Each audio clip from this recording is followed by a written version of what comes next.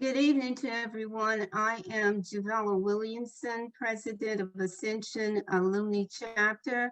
I'd like to welcome everyone to this COVID-19 informational session, and I'd like to thank all of you for being with us this evening, as we are so elated to have such a distinguished panel with us. And we certainly thank each of the members of the panel for taking time out of the busy schedules to be here today.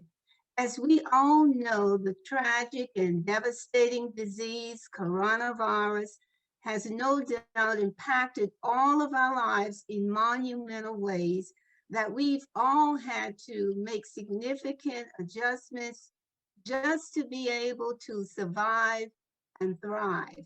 And people all over the world have suffered loss of family and friends, as millions of lives have been taken as a result of its heart-wrenching effects. So we can never get enough information on this horrific pandemic, and the information we know is being updated every day. So this event is being hosted by the Physical and Mental Health Committee of Ascension Alumni Chapter of Delta Sigma Theta Sorority Incorporated and chaired by Sarah Christie Rapp. So let's please enjoy this program, as we know it will be a tremendous benefit to everyone. So at this time, I'd like to introduce Sarah Rapp. Dr. Christie Rapp is the current chair of the Physical and Mental Health Committee of Ascension Alumni Chapter of Delta Sigma Theta Sorority Incorporated.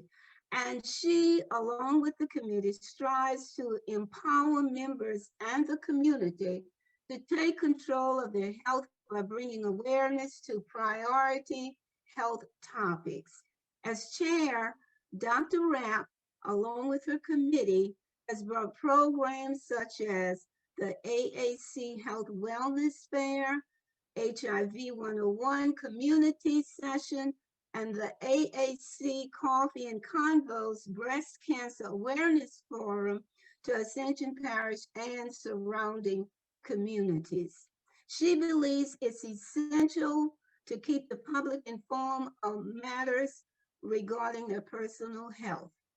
Dr. Rapp currently serves as the Associate Dean of the College of Pharmacy at Xavier University of Louisiana. She earned her bachelor's degree, summa cum laude, in biology from Alcorn State University, and her PharmD degree, summa cum laude, from Xavier University of Louisiana. She's completed a primary care residency at the University of Mississippi Medical Center and the Management Development Program at the Harvard Graduate School of Education. She maintains licensure in the states of Louisiana and Mississippi and is a credentialed, board-certified ambulatory care pharmacist. I present to you Dr. Christie Rapp. Thank you so much, Madam President, for that introduction. And on behalf of the Physical and Mental Health Committee, we are absolutely thrilled to bring this wonderful group of panelists together to discuss this topic of such great importance, this topic that affects each and every one of us. We are certainly pleased to provide a platform for the community to become more informed as they make decisions regarding their health. So without further ado, we will move to the introduction of our panelists for the evening. Our first panelist is Dr. Courtney N. Phillips, the Secretary of the Louisiana Department of Health, the state's largest agency with a budget of $14 billion. Her oversight responsibilities include public health and other direct service programs for citizens in need, such as behavioral health, developmental disabilities, aging and adult services, emergency preparedness, and the Medicaid program. Secretary Phillips served as Executive Commissioner of Texas Health and Human Services, where she was committed to improving the health, safety, and well-being for millions of Texans. She was responsible for more than 40,000 team members, a $78.5 billion biennium budget, and more than 220 programs ranging from healthcare, food safety and benefits to public health tracking and regulation of childcare, nursing, and healthcare facilities. Before joining Texas Health and Human Services, Dr. Phillips served for 3 years as the Chief Executive Officer of the Nebraska Department of Health and Human Services and spent 12 years with the Louisiana Department of Health in a variety of roles, giving her keen insight into all health and human service operations. Secretary Phillips earned a bachelor's degree in kinesiology and a Master of Public Administration from Louisiana State University and a PhD in public policy from Southern University in Baton Rouge, Louisiana. She continued honing her process improvement skills by earning an executive green belt in Lean Six Sigma. The secretary provides leadership and technical support services while maximizing resources in order to fulfill the mission of the department. Please help me welcome Secretary Courtney Phillips. Thank you, Dr. Rapp. Thank you. Thank you for being here. Our next panelist is Dr. Christopher Gillard. He is a clinical associate professor at Xavier University College of Pharmacy. After earning his Doctor of Pharmacy degree, he completed a pharmacy practice residency with Xavier and Louisiana State University Health Science Center in New Orleans. Dr. Gillard currently teaches topics in cardiovascular disease management in the College of Pharmacy. Dr. Gillard is a board-certified pharmacotherapy specialist and maintains an internal medicine clinical pharmacy practice at University Medical Center in New Orleans. Dr. Gillard is part of a research team that recently received a federal grant with goals to understand vaccine hesitancy among the African American population and potentially improve vaccine uptake through community partnerships in the greater New Orleans area. Welcome, Dr. Gillard. Good evening. Thank you very much. Glad to be with you guys this evening. Our next panelist for the evening is Commander Francisca Abani. Commander Abani is the lead medical epidemiologist for the National Artesunate for Severe Malaria Program at the Centers for Disease Control and Prevention in Atlanta, Georgia. She is currently deployed to CDC's COVID-19 response and leads the team helping to mitigate the spread of coronavirus to the CDC workforce. Her CDC and United States Public Health Service career started in 2012 as an epidemic intelligence service officer. Prior to joining CDC, Dr. Abani earned her bachelor's degree with honors in chemistry from Rutgers University, her medical degree from Rutgers Robert Wood Johnson Medical School, and graduated summa cum laude with her Master of Public Health degree from Rutgers School of Public Health. She is a board-certified general pediatrician and completed a pediatric infectious diseases fellowship at Emory University. Welcome, Commander Abani. It's a pleasure to be here. And our final panelist for this evening is Dr. Christopher Williams.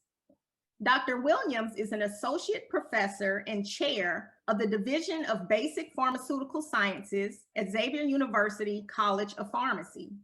As an undergraduate, he trained at Southern University at New Orleans, where he earned a Bachelor's of Science in Biology. As a doctoral student at Tulane University, he pursued his PhD in pharmacology. He later joined Xavier University College of Pharmacy as an assistant professor of pharmacology and has continued his work toward the development of novel therapeutic targets in breast cancer. At Xavier University, Dr. Williams is the lead for the Ochsner-Xavier Institute for Health Equity Research and its efforts towards vaccine education and equitable distribution of the vaccines to communities of color. He is also the manager of Xavier University's Molecular Analytical Diagnostic Lab, which is the COVID-19 testing laboratory for students, staff, and faculty. Throughout his career, Dr. Williams has been committed to mentoring underrepresented minority scientists and students in the biomedical sciences. He continues to work on developing programs that will expand opportunities for graduates in the field of biomedical research. Welcome, Dr. Williams. Thank you for the invitation, Dr. Rapp. You are quite welcome, and we are very, very excited to hear the information that the panel has to share. And before we pose our first question to the panel, I just want to inform the audience on the format for this evening. There will be a couple of questions that will include a Zoom poll that attendees can complete with their phone. We would get the results from the poll and what the audience feels the correct answer is. And then we will turn to the panel to get the correct information and make sure everyone understands the information. And so this will be more of a discussion. I will pose questions and the panelists will answer those questions. If the audience has a question, we ask that you put the question in the chat box. There should be a chat box somewhere on your phone or on your computer. We ask that the audience remain on mute for the entirety of this program. Again, if you have a question, please place the question in the chat box. And again, Ms. Hill went over the Zoom housekeeping notes at the beginning, but I see we've had several people join us after that announcement. So we ask that you, again, mute your microphone for the entire program. You may select the speaker view option for an optimal experience. Use the chat feature if you have questions, and certainly turn off your video, not the panelists, but the attendees can certainly turn off their video to minimize your data usage. So let's go ahead and jump right in. And before we talk about the vaccine, I would really want to understand what is COVID-19 to make sure that we are all on the same page. So Commander Abani, I ask that you start us off with the answer to this question, and then other panelists, if they have something to add, may join. Sure. So COVID-19 is a respiratory disease. It's caused by a new coronavirus that was not previously seen in humans. So that's why they called it the novel coronavirus. Something to know is that human coronaviruses themselves are not new. They were first discovered in the mid-1960s. So there are 7 human coronaviruses. 4 of them cause your common cold. So you wouldn't even know that you had it, because we typically don't test. When you have the common cold, we typically don't test to see what virus is causing that cold. The other 3 coronaviruses were initially found in animals and the virus ultimately evolved and was transmitted to humans. So the one that we have now, coronavirus, COVID-19, everybody's very familiar with that. So SARS-CoV. There were 2 prior outbreaks of similar coronaviruses. SARS-CoV in 2002, originally identified in China. That one came from an infection that was found in cats. And then there was another one in 2012 called MERS-CoV, so Middle Eastern Respiratory Syndrome. And that was found initially in camels and again, evolved and ultimately transmitted to humans. And that was found in Saudi Arabia. And then the SARS-CoV-2 or COVID-19 that we have now, which was initially found in China. One of the questions that comes up often and I think most people probably are very aware of it now, is the name COVID-19. Where does that come from?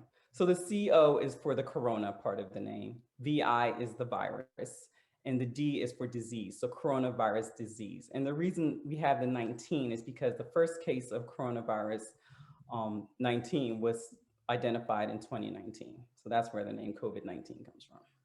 Well, thank you so much. And I just, learned something. So coronavirus, the VI, virus, D, disease, COVID-19, it was founded in 19. Thank you for that. And so I just wanted to make sure we all understood, what coronavirus is, but even more so, I would like to ask, how has COVID-19 affected us as a population? So it has devastated the entire world. It's something that's literally in every corner of the world right now. Specifically in the United States, there are about 29 million cases as of today. There have been a total of over 500 deaths that have been caused by the coronavirus. And as many of us have heard, the African-American community is in particular disproportionately affected by the coronavirus cases. We make up some of the highest majority of the individual cases, only second to the Hispanic population. And even with that, we make up the number one as far as deaths. So it's killing us more than any other population.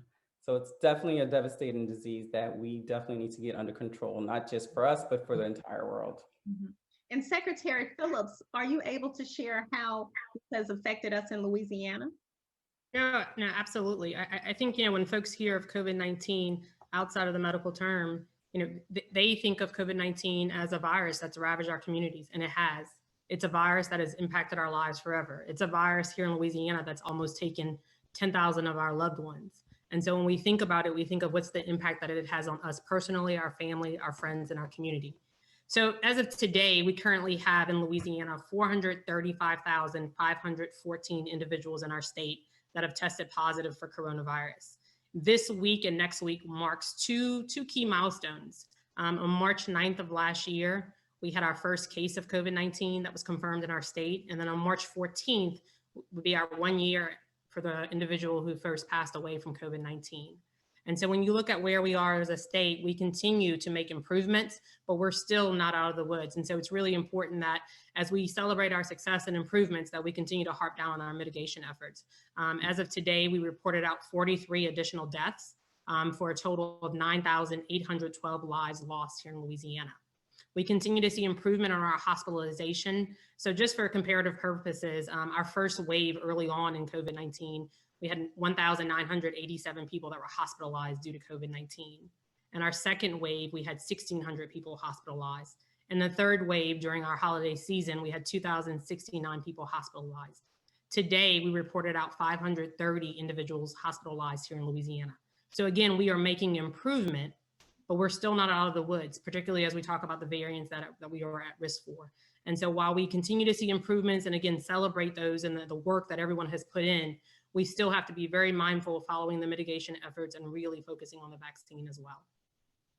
Thank you. I mean, when I hear those numbers, they're astounding. I do remember back in March when that first case was identified in Louisiana and how quickly, the number went from 1 and then, a few more. And then goodness, by the summer, we were, the numbers were just increasing.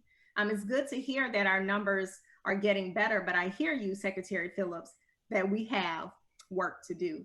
And so I want to now sort of shift our discussion to the vaccine because, that is our main topic for today is the vaccine. And right off the top, right at the top of this, I want to make sure that we understand that there is a bit of reluctance in the community regarding the vaccine. And there is some hesitancy regarding the development of this vaccine. And so I would like to open up to the panel and ask the question, why should someone, take this coronavirus vaccination? And I'll open it up to the panel.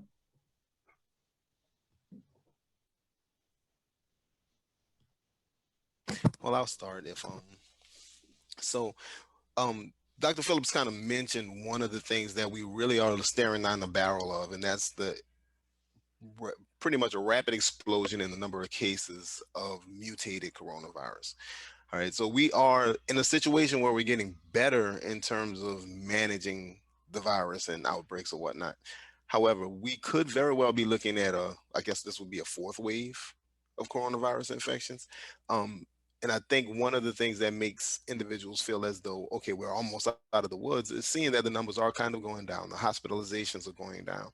But what we fail to realize is that as long as we don't have vaccinations and we don't have effective ways to prevent transmission, we're increasing the likelihood that we're going to get more mutants in our communities. And there is a disproportionately low number of African Americans who are getting vaccinated. It's one of the areas it seems like Louisiana is doing pretty well because it looks like we have one of the highest proportions of African Americans being vaccinated. However, it still lags our total representation in the state. So our total representation in the state is about 30, I think 32 or 33% of the state of Louisiana. We're around 20% of the number of individuals who've gotten vaccinated. That to me sets up a great disparity that we could be facing, in a couple of months. And that is that we could have variants that kind of circulate within our community and could ravage us once again in a disproportionate fashion, almost like the first couple of rounds did. There's no chance of getting coronavirus from the vaccine. So some of the reasons that individuals have for hesitancy, I would just implore them to talk to a professional, talk to someone that they trust, who they can get more information from, to make a more informed decision. Well, let me ask this. I'm going to jump in because another follow-up question came. And what do we say to those who feel that this vaccine was created too fast? Is there a response? So there's some members of the community that say this happened too fast and they're scared that the vaccine is not safe. What is the panel's response to that? I can start with that one. Okay. So I think there's a lot of information that's not known about how this process all happened. The coronavirus vaccine that we have today, it seems like it was fast, but the different components that were put together to create this vaccine have been researched for years. I know specifically the Moderna vaccine, that's the one I know the most about, so that's one I speak about, but I wouldn't say there's a preference for any of the vaccines. That platform, the mRNA platform, was being researched by Moderna for probably about 10 years. The spike protein that is now used in the mRNA vaccine has been researched by NIH for probably about 7 or 8 years before the combination, the two companies got together and made this coronavirus vaccine. NIH had been studying the MERS-CoV vaccine. They were trying to come up with the MERS-CoV vaccine for a very long time. So like I said, 7 to 8 years before this new vaccine even came into play. So when COVID-19 reared its ugly head, they had already been studying the spike protein, which is one of the main components in the current vaccine. So it wasn't something that was done haphazardly and just let's figure something out and put it together and make this vaccine. It just was an opportunity to combine the two, NIH and Moderna to get together, and Pfizer and I think biotech to get together and make the vaccines that we have now. So it wasn't something that was done haphazardly. I think one of the concerns is that individuals feel like it was done so fast, the safety measures were not taken. There were no shortcuts in the science in creating this vaccine. I think some of the things that happened to allow it to come to fruition so quickly was there was a lot of money poured into this. Whereas in prior clinical trials, it takes a lot of time to get individuals enrolled, to get the money to actually create the vaccines. All of that was done simultaneously. So that allowed for us to be able to go from last, I guess, January, where there wasn't a vaccine, to June or July when the vaccine was created and the clinical trials had started. Okay, so I hear that Commander Abani is stating that there have been no shortcuts in the science. So whatever it takes to get a drug or a vaccine to market, those same steps have been taken with these vaccines. We have more than one out currently, but no shortcuts were taken. So I'm glad to hear that. Now, we will come back in a moment on these separate vaccines, but I do want to launch this first poll question regarding the vaccine to the audience. And to the audience, something should have just popped up on your screen. And the question is, myth or fact? I can get coronavirus from taking the vaccine, and we'll give you about 10 seconds, to answer that question. And I see they are filling it out, guys. I see it on my screen. I'll close it in about 7 seconds. Okay, I'm going to end the polling. We have about 68% voting, and 90% of the attendees who voted said that this is myth, and 10% of the attendees who voted said this is a fact. Can we start with Dr. Gillard? We'll start with you. Is this a myth or is this a fact? Yes, good question. That is largely a myth. So as we know, the COVID vaccines are not live vaccines. So the actual method how these vaccines work, they induce a signal of the immune system to use a spike protein from the COVID virus that's inactivated, not really the vaccine itself, but just a signal for the immune system to develop, and you develop protection against the virus itself. So people may experience symptoms of a vaccination, but they're not getting COVID-19 from the vaccine itself. That's often a common question we get amongst patients or in the population. So that's largely a myth. Okay. Any other comments before I move to the second polling question?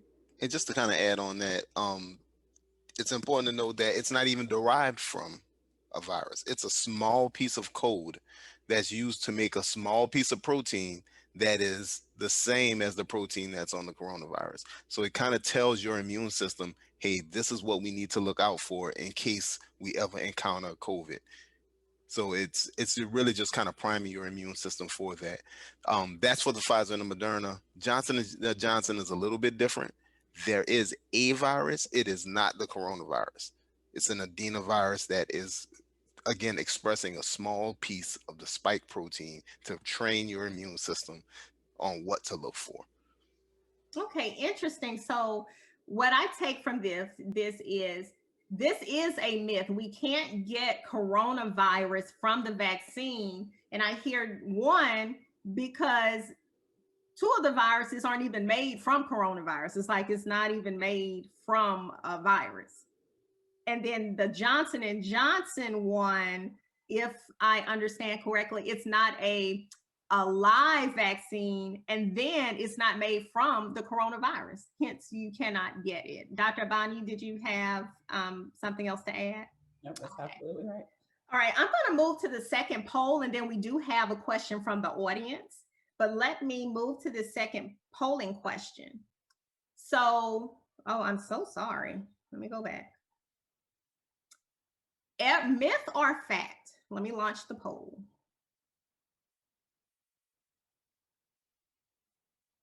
Everyone who takes the vaccine will experience adverse effects. So not the coronavirus, but everyone who takes the vaccine will experience adverse effects. And I do see they are submitting answers. We'll give them about 10 seconds.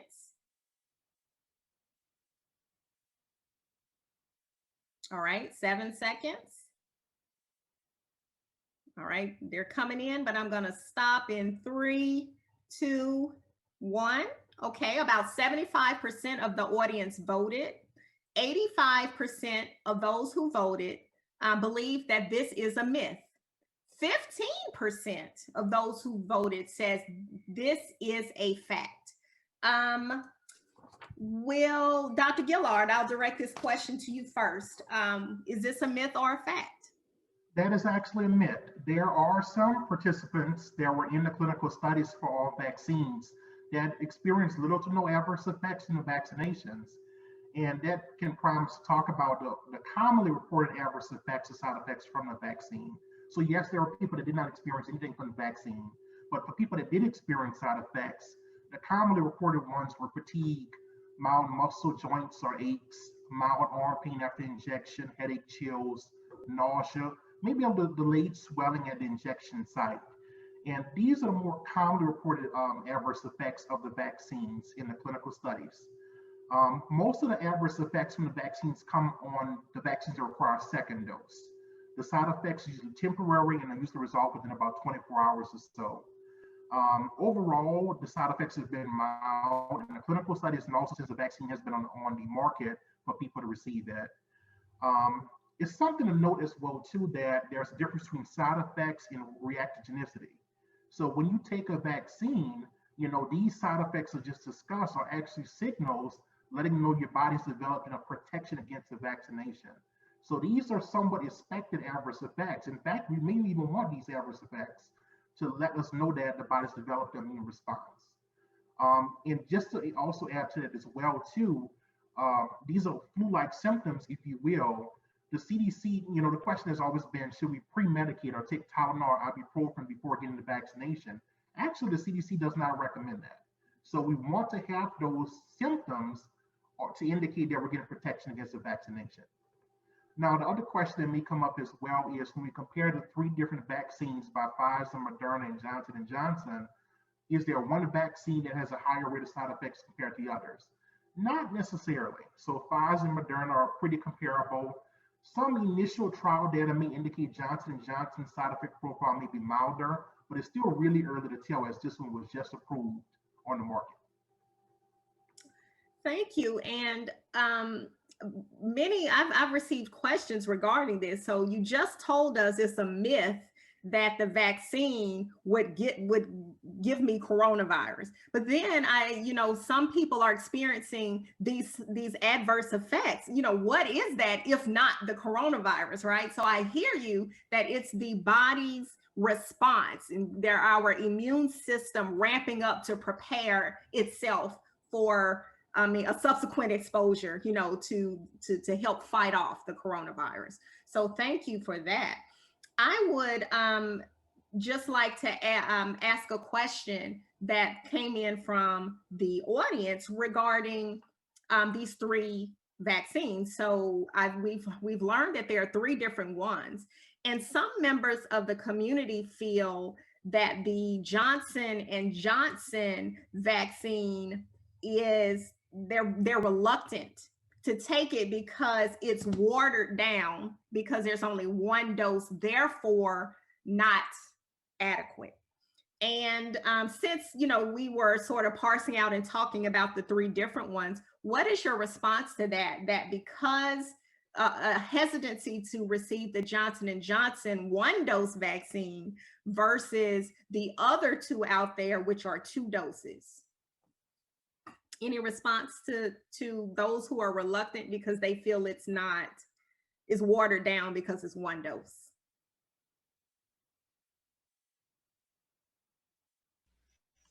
Well, I think people may have, oh, you go ahead. Was that Dr. Banye? Nope, you can have it. I have a problem with dead time, that's why. Go ahead, Dr. Williams. Oh, Dr. Whomever. All right. Well, so I think one of the things people are seeing too is that the efficacy numbers for the Johnson & Johnson vaccine seem to be lower than that for the Pfizer and the Moderna. The thing I think folks need to realize is that the numbers for severe COVID, for hospitalizations, and for death are nearly identical. They're all near 100% for preventing death from COVID-19. And that's really what we're trying to do, right? Is trying to prevent people from having long-term, severe effects of COVID, from the hospitalizations, from the actual mortality that's associated with it. In terms of the 1 dose and the 2 dose, the Johnson & Johnson vaccine was the initial clinical trial was for 1 dose. And when you design these clinical trials, you design them a certain way. You need to use them as they were being successful in that clinical trial. But So what we is don't really know. efficacy, Dr. Williams? You used the term efficacy. What, there was a question, what does that mean? Okay, so efficacy is, in lay terms, would be effectiveness. And whenever you talk about effectiveness, you have to talk about it at what level. Okay, so does it stop me from getting coronavirus at all? Does it stop me from having moderate coronavirus symptoms, COVID symptoms? Does it stop hospitalization? So when it comes down to the more, detrimental impacts of COVID-19, the Johnson & Johnson vaccine is equally as effective as both Moderna and Pfizer. I think the other thing that we have to point out, and that's a great point in terms of the effectiveness in comparing between hospitalization and death rate. And we know all three vaccines are very comparable with that. I think the other thing, as Dr. Williams mentioned, is that a lot of folks were comparing that percentage that they saw in the media very early on with Johnson & Johnson and the 66%, I think it was, that was in the media early on. And it's really not an apples to apples comparison, because where Johnson & Johnson did some of their trials also included areas where the variant was already present. And so that was a different comparison in terms of the Moderna and Pfizer. And so it's really not, you can't look at just the straight number comparison in terms of that efficacy rate based on where the clinical trials were held, who was included, where the variant was and was not present. And so it really is, when we're talking about the importance of the vaccine, which one should individuals get, we really have to really harp on in terms of all three of the vaccines protect against critical hospitalization and death. And so if you have the opportunity to get either three of those vaccines, when it's your turn, please take it. Thank you for that. I'm sorry, Commander Abani, I'm going to come right back to you. Sure. There was a question from the audience, just really to piggyback off what Secretary Phillips just stated. They asked, have any of the panelists taken the vaccine, or do you plan on taking them? I can start. I did take the vaccine as a healthcare worker at University Hospital. I was able to get it pretty early on. I had my first dose in December, actually the day before my birthday, and the second dose in mid-January. The first dose, I did not have any reactions. The second dose, I had a sore arm for about 24 hours. And the reasons I decided to get vaccinated, I wanted to protect myself and I wanted to protect my family. I'm the only child of elderly parents, and I want to be safe going around them, and I want to be there to make sure they're healthy as well. And also, I want to continue to be a healthcare responder, so that's why I decided to get vaccinated. And I can share my experience. I had the opportunity to take my vaccine February 26th at our North Baton Rouge clinical event directly in the heart of Baton Rouge. And I had the Moderna vaccine. My first day, I just had slight arm soreness, nothing major, and then a slight headache the next day. After that, all was well. So I'm looking forward to my second dose. I am ready. And I'll say I've also received the vaccine as a healthcare profession instructor. And I had no side effects. I had a sore arm after my first dose, and after my second dose, I was slightly tired with no fever. I had no adverse effects at all. So I'm thankful for that. Commander Abani, I did stop you from speaking earlier. Is that a comment you wanted to share? Sure. The only thing I was going to mention, I agree with everything that has been said about the three different vaccines. The Johnson & Johnson actually, I think, is beneficial because it's a one-shot dose. You don't have to worry about going back. Some people have a hard time even getting back for the second vaccine, the first vaccine, let alone the second vaccine. So one of the benefits of the Johnson & Johnson vaccine is that it's a single dose. Okay. So we're going to move right along to our next question, because we have several that we're going to try to squeeze in here. So are there any contraindications that would prevent, or is there any reason why someone should not take one of these vaccines? I can take that one. So there's only one contraindication for getting the vaccine, and that's if you have a history of an allergic reaction to one of the vaccine components. So that's the only reason that you should not get the vaccine. for the 2-dose vaccines, if you had a severe allergic reaction to the first dose, they ask that you don't get the second dose. But even before you get the first dose, if you know the ingredients of the vaccine and you know that you're allergic to one of those components, you should not get the vaccine. Okay.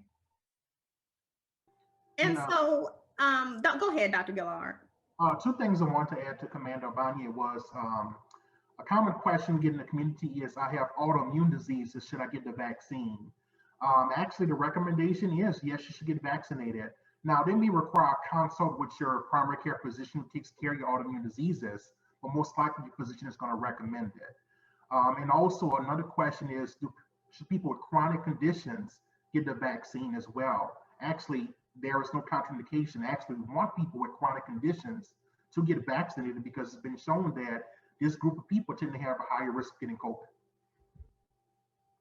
And I've heard the same thing about from a few people who've had who are immunosuppressed, either due to some type of therapy or to some other disorder. And it's the same thing. You're more in need of getting that vaccine to help you kind of fight off, boost your immune system as much as possible to try to fight off that virus. If I could share just one quick stat here in Louisiana, we've currently administered more than 784,000 first doses here in our state, and we've only had 2 serious adverse reactions that required a hospitalization stay. Both of those stays were one-night stays. Both of those individuals are well and all is fine. So when you think about 2 hospital stays for one night out of 784,000 plus first doses, we have to look at where we are in terms of vaccine versus COVID-19 itself and the death rate. So we did have a specific question about oral chemotherapy and taking this vaccine. What I heard from Dr.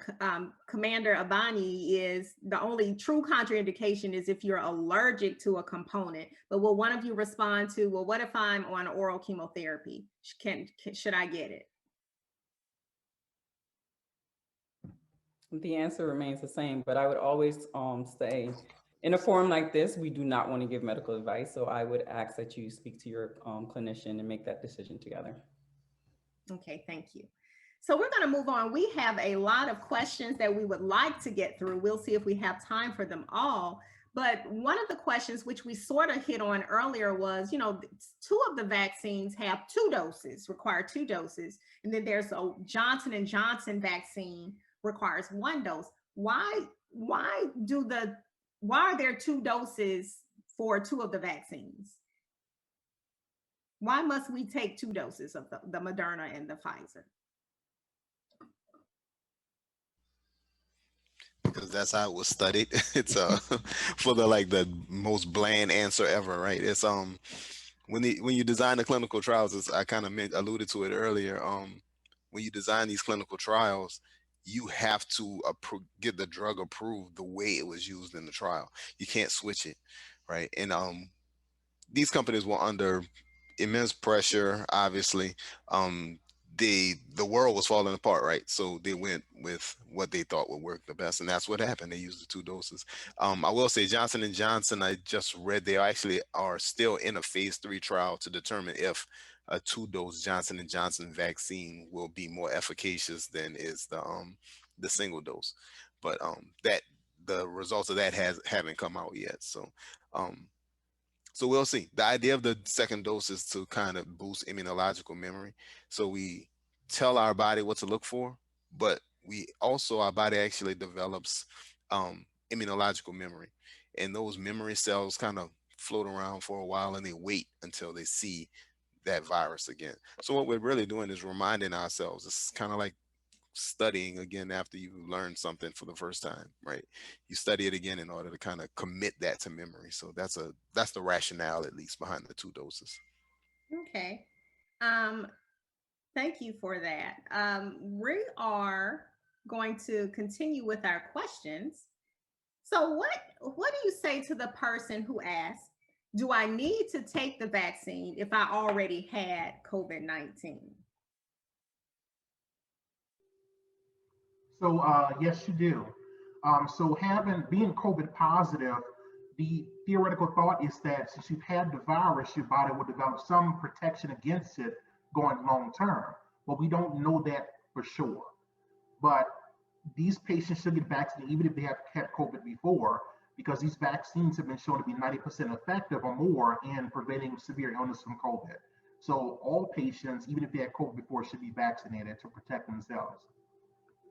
So you may have some immunity from having the virus before, being positive before, but to get that assured protection, it's recommended to get vaccinated. So how long? So, okay, so now you're telling me, though I've had coronavirus, I still can get the vaccine. Is there some kind of length of time I should wait before, after I test positive, before I get the vaccine? Great question. So the recommendation now is once a person is no longer in the symptomatic window for COVID, they can get vaccinated. Now, some people that are COVID positive receive special treatments to treat COVID. Some people that receive some possibly plasma or special monoclonal antibodies may have to wait longer, perhaps 90 days. But as long as the person is not symptomatic for COVID, they can receive the vaccination. Okay, excellent, excellent. Whoops, my finger slipped there. So I'm going the wrong way. Let's go to the next question. Did I ask this one? Is this where we are? Yeah, okay, here we are. Our wrap. Yes. We do have another question in chat once you get back to it. Oh, okay. Let me, can you read the question? It's actually the same question, I think. Yeah, it says, how long does it take to begin immunity or take full effect? Okay, whoever asked that question, this is the slide. That is the question on the slide. So how long before I develop protection after taking that vaccine?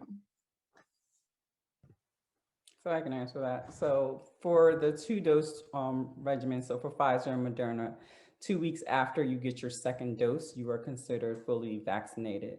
And for the Johnson & Johnson vaccine, the single dose, 2 weeks after that single dose, you're considered fully vaccinated. Okay, so 2 weeks after the last dose. Correct. All right, excellent.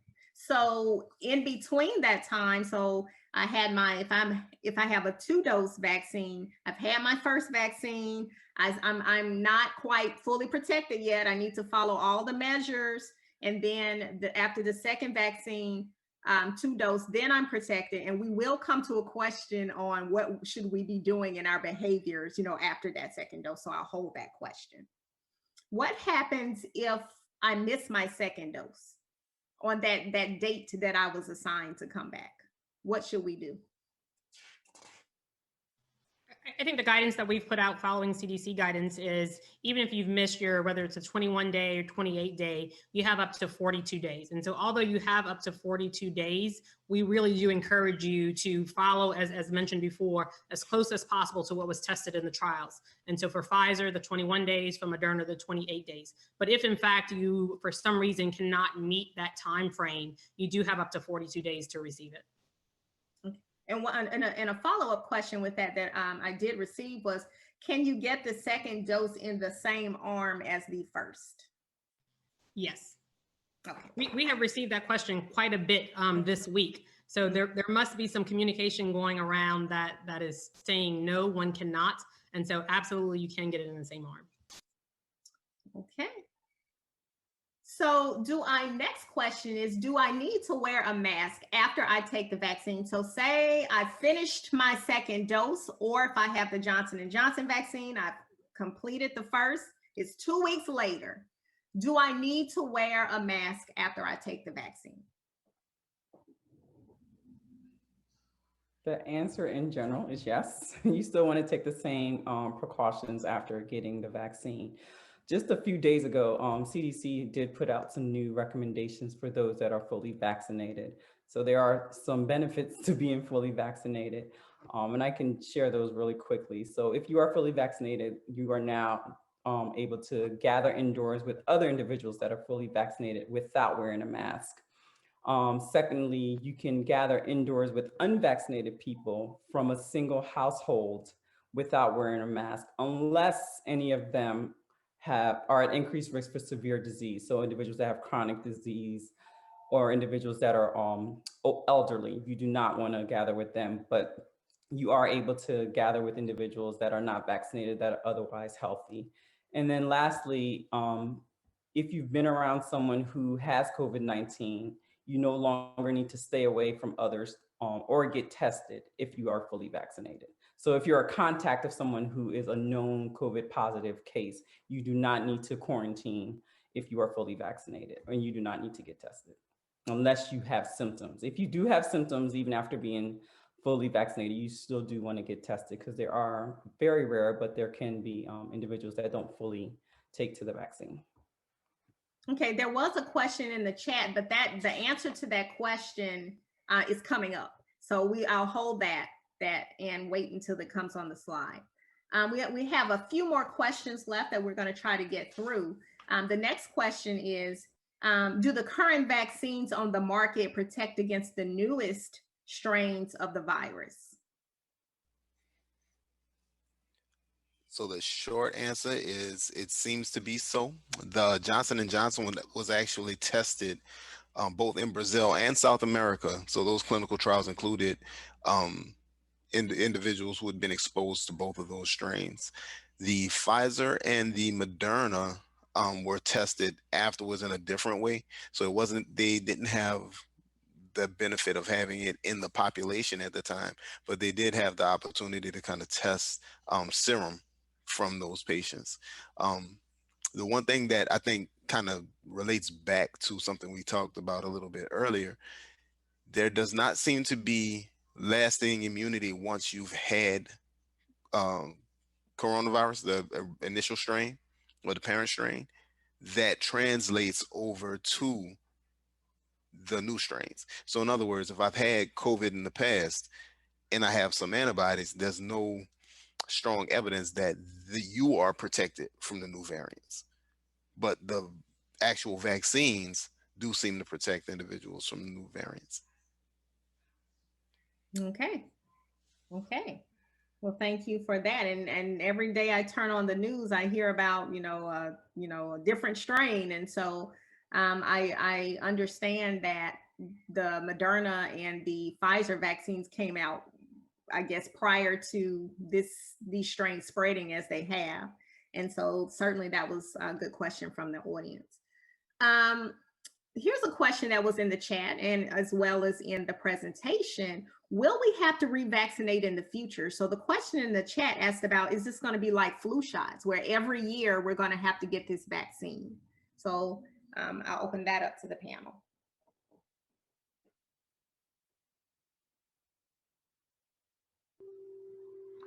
I think based on what we're seeing and hearing now that it's yes, we will likely have to get a booster, and they're expecting that around fall or later from what we're hearing from those manufacturers.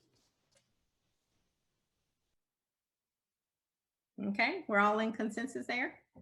All right, so I guess we'll see when we hear from those manufacturers on whether or not we'll be taking this every year, like the flu shot. So we will wait and see what we learn. Secretary Phillips, this is going to be directed to you first. Who is currently eligible to receive the COVID-19 vaccine in Louisiana? So yesterday, we just actually expanded our eligibility criteria here in Louisiana. But I think as most folks know on the phone, we started, as with other states, with our healthcare workers, our nursing home, and those congregate settings, the staff and the residents. And then we expanded out to other healthcare settings and outpatient settings. Then also included the age group 65 plus. We started with 70 plus here in our state, and then dropped it a little bit further down, and then included 55 plus with the chronic conditions outlined by CDC, all pregnant women, teachers. And then yesterday, we expanded that population to include individuals 16 years old and plus, as well, who meet those chronic conditions, and then also added the 11 additional likely conditions that CDC identified. So I think, we will have a good portion of our state who's eligible. We see that vaccine is moving very quickly. When I look at appointments across the board for our state for hospitals, pharmacies, community clinics, it looks like folks took the opportunity when that announcement was made yesterday. So again, we do have a large portion of our state that is currently eligible as of yesterday. And a question came in about children. So do we feel that eventually the vaccine would be available to children? So right now, you have 16-year-old who's available for the vaccine. Again, there's current trials that are being in place for Johnson & Johnson for 12 to 17, and then Pfizer's currently, I think, in trial for 12 to 16. All three of them are in trials. Oh, thank you, Commander Abani. All right, excellent. So where, Secretary Phillips, where can people find information about where to go to get this vaccine? Absolutely. So on our Louisiana COVID website, every Monday we publish a list in terms of where vaccines are available across our state by parish level information. So this week, Monday, we have 618 sites available across the state in all 64 parishes. And again, that ranges from hospital settings, retail pharmacies, independent pharmacies, federally qualified health centers, community centers, private physician practices. And so I think we have a good mix across our state in terms of what's available. Specifically in Ascension Parish, we have 16 sites this week. In addition to those 618 sites, we really have been working to try to do pop-up clinics in communities that may not have a large penetration of healthcare community sites. So making sure we give access, even if there is not a healthcare facility available. And so that's in addition to the 618 sites that I just mentioned. Okay, we did have a question in the chat regarding travel. So do we feel that this vaccine in the future is going to be required to travel and get on an airplane? Has there been any conversation about that? Where do we feel this is going? Or do we know? I don't know. There have definitely been conversations. As of right now, there is not a requirement for coronavirus vaccine to travel, but we'll find out in the coming months. Okay, so very good question from the audience. There is one final question that we have regarding the vaccine that we would like to pose to you. And that is, Secretary Phillips, I would ask that you take this.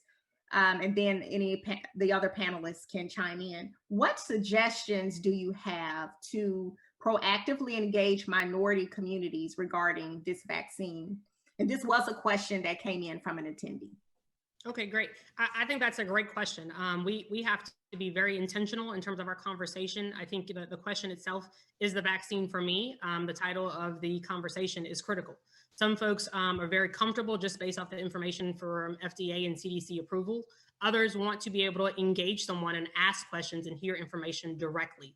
And so making sure that we have available clinicians, just like the folks on the phone today who are day in, day out, having conversations, but making sure we get into communities. So I think probably next week, you're going to hear an announcement from the department of really looking at how do we do a grassroots outreach campaign of actually going into communities, do door knocking, actually getting into the barbershops and the beauty shops, going to churches, really meeting people where they are and having that direct conversation and giving them the opportunity to share their questions and their concerns. And so they can hear from a trusted source to be able to answer those questions and alleviate the fears. I think for organizations such as the alumni chapter of Delta Sigma Theta, the Ascension chapter, sharing your experience when you get vaccinated, reaching out to members of your family and friends to say, here was my experience, here's why I did it, and asking them to do the same when they make the decision to get vaccinated, to share that information with 5 to 10 other individuals. That is going to be the greatest ambassadors that we could have across our state, are individuals who've already been vaccinated who can share their experience.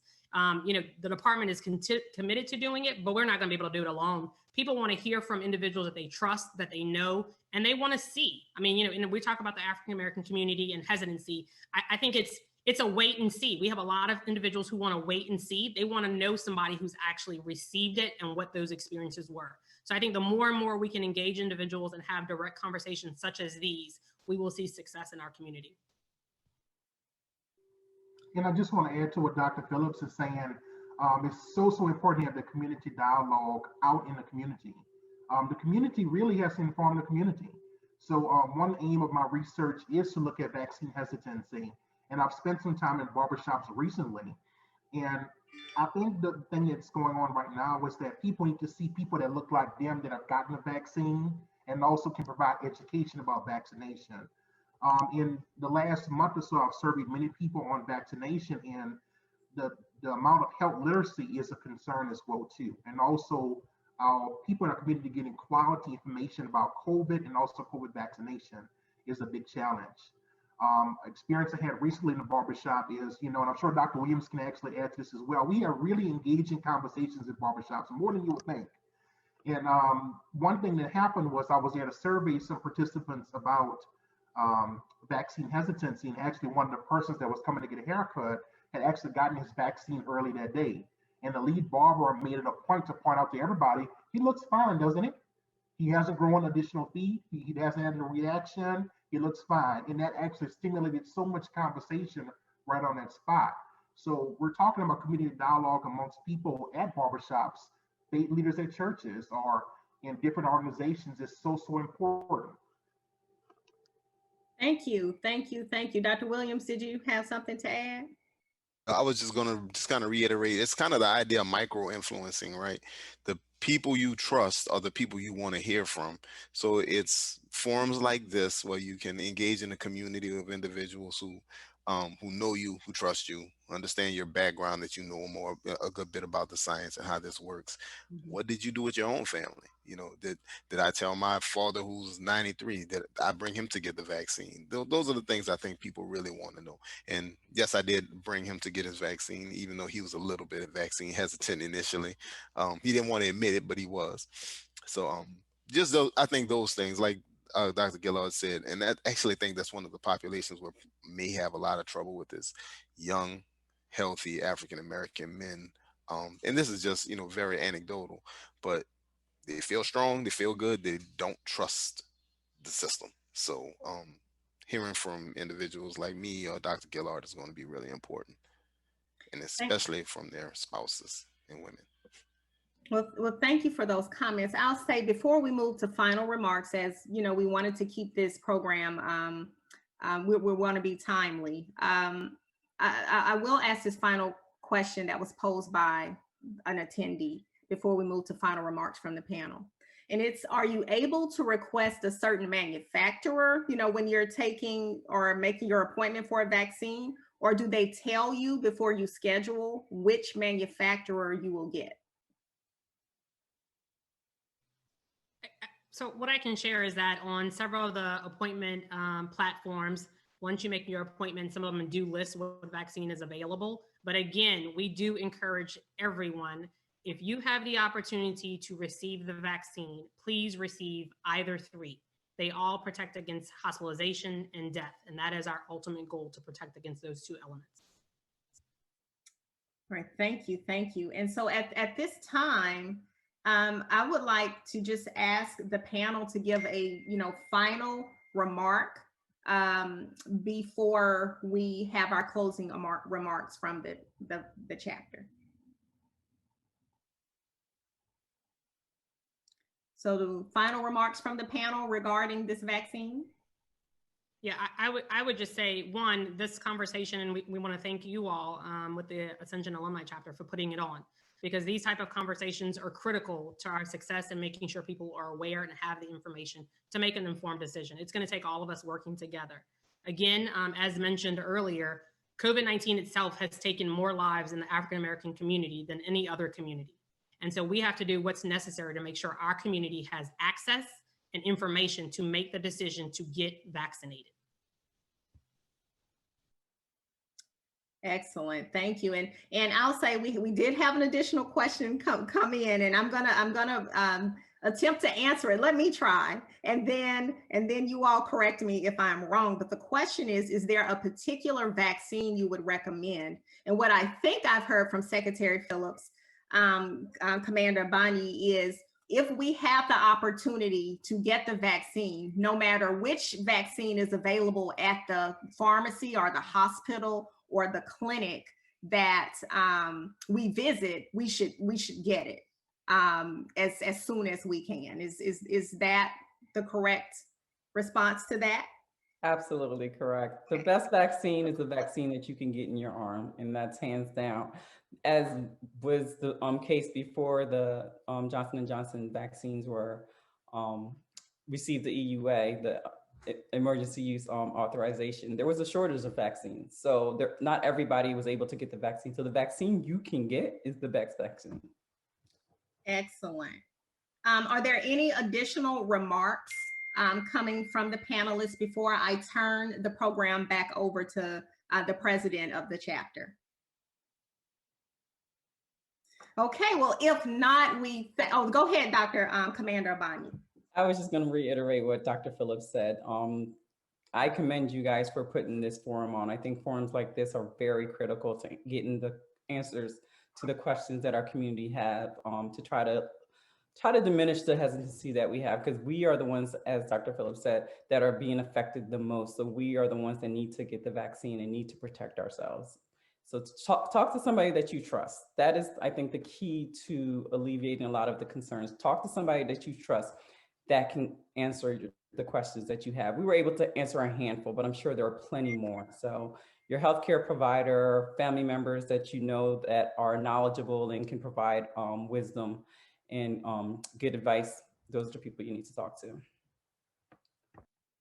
Thank you, thank you. And so before we turn it back over to the president, I just again want to thank the panel. And I think the conversation was excellent. And again, thank you for taking your time to join us.